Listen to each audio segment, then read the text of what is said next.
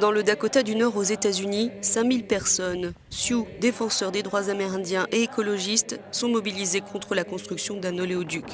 Mais la situation risque de se durcir car le gouverneur de l'État a ordonné l'expulsion du campement sous prétexte de protéger les manifestants du froid. Ils sont pourtant déterminés à faire face. Les températures vont chuter à moins 14 degrés Celsius la semaine prochaine et personne ne semble intimidé ni par les menaces ni par le froid, au contraire. Tout est beaucoup plus difficile avec le froid et tout le monde s'inquiète constamment pour tout le monde, mais personne ne va nulle part. Et c'est ce que je trouve très beau. L'objet de ce mouvement, c'est donc le tracé du Dakota Access Pipeline. Long de près de 2000 km, il doit acheminer l'équivalent de 500 000 barils de pétrole par jour du Dakota du Nord à la frontière canadienne jusqu'en Illinois.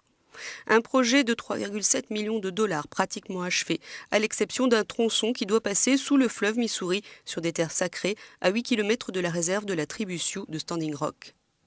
Des violences ont opposé les hommes de la sécurité du chantier et manifestants en septembre et octobre. Il y a eu des blessés, des arrestations. Début novembre, le gouvernement fédéral avait stoppé les travaux le temps de réviser le permis de la compagnie Energy Transfer.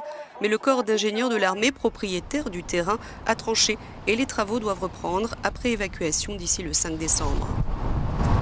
Le PDG d'Energy Transfer s'explique. Nous sommes simplement la compagnie qui construit l'infrastructure en accord avec la loi. Et nous faisons tout ce que nous sommes supposés faire et nous allons construire un pipeline sûr et nous allons traverser la rivière à cet endroit. Pour les Sioux de Standing Rock, un accident n'est cependant pas à exclure. Une fuite peut polluer le fleuve Missouri, la seule source d'eau potable de leur réserve. Mais ils ont aussi d'autres raisons de s'opposer au projet. Cet endroit est sacré pour nous parce que ce sont nos terres et les terres de nos ancêtres. L'endroit où ils veulent faire passer cet oléoduc, c'est un lieu de sépulture. C'est sacré pour nous. On ne passe pas sur des lieux de sépulture.